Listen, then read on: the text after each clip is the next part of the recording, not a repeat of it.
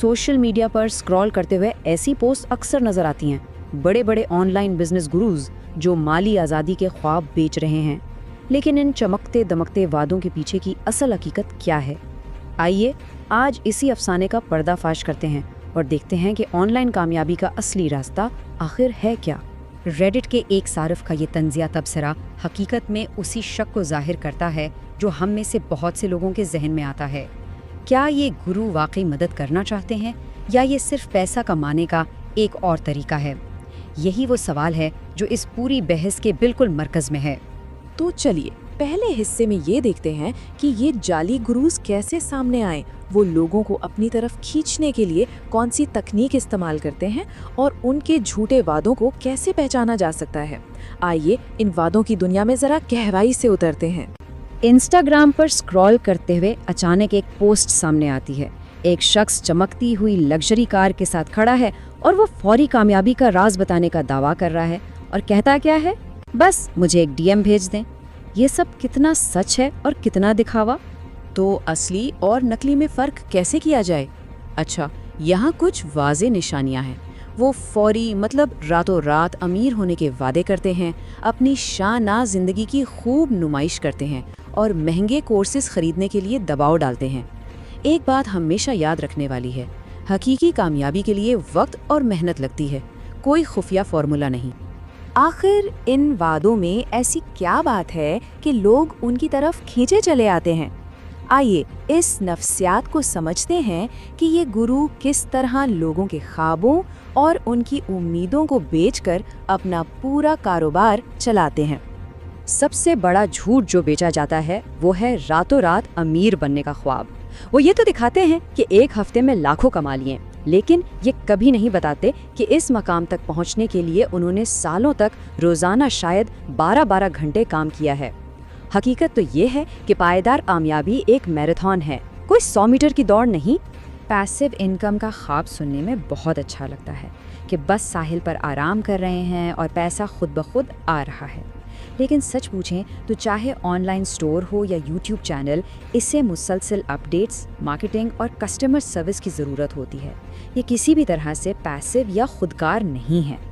और फिर ये झूठ कि किसी महारत की ज़रूरत ही नहीं। हकीकत ये है कि ऑनलाइन दुनिया में मुकाबला बहुत सख्त है।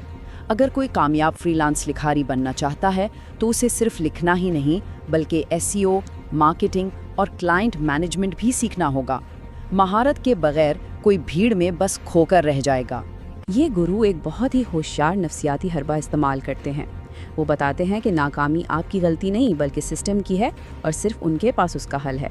ये बिल्कुल वैसी ही तकनीक है जो कमज़ोर लोगों को फांसने के लिए मुख्तलिफ फ़िरक़ों और MLM स्कीमों में इस्तेमाल होती है, जहाँ एक बैरूनी दुश्मन बनाकर खुद को निजात दहिंदा के तौर पर पेश किया जाता है। लेकिन सवाल ये है कि लोग इन खोखले दावों पर यकीन क्यों कर लेते हैं? इसके पीछे सिर्फ उम्मीद ही नहीं बल्कि इंसानी नफ्सियात का एक गहरा तासुब भी काम कर रहा है जो हमें इन जालों का आसान शिकार बना देता है। इसे कहते हैं डनिंग क्रूगर असर।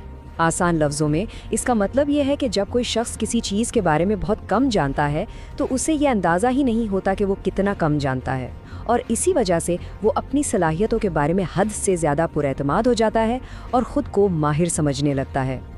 और जैसा कि खुद डेविड डनिंग ने कहा, इस क्लब का पहला उसूल ये है कि आपको मालूम ही नहीं कि आप उसके रुकन हैं।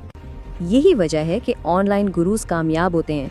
वो उन लोगों को निशाना बनाते हैं जो अपनी नातजुर्बाकारी की वजह से ऑनलाइन कारोबार को बहुत आसान समझ रहे होते हैं। नफ्सियाती थियरी अपनी जगह, लेकिन आइए अब इन तल्ख आदाद-ओ-शुमार पर नज़र डालते हैं जो ऑनलाइन करियर शुरू करने की असल हकीकत को बयान करते हैं। ये वो नंबर हैं जिनके बारे में कोई गुरु बात नहीं करता। 95%। इस नंबर को जहन में बिठा लें।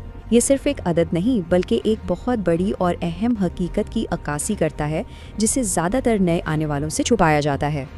जी हाँ, 95% फ्रीलांसर्स अपने पहले ही साल में नाकाम हो जाते हैं। तो असल सवाल ये है, अगर कामयाबी इतनी ही आसान होती जैसा कि गुरुज दिखाते हैं तो इतनी बड़ी तादाद में लोग नाकाम क्यों हो रहे हैं? नाकामी की वजूहात अक्सर बहुत बुनियादी होती हैं। कोई वाज़े मंसूबा ना होना, पैसों का सही इंतज़ाम ना कर पाना और मुस्तरद होने के खौफ से हिम्मत हार जाना। ये वो असल चैलेंजेस हैं जिनके बारे में गुरुज कभी बात नहीं करते, क्योंकि ये उनके आसान हल के बयानिए से मेल नहीं खाते। लेकिन मायूस होने की ज़रूरत नहीं है, हर मसले का हल होता है।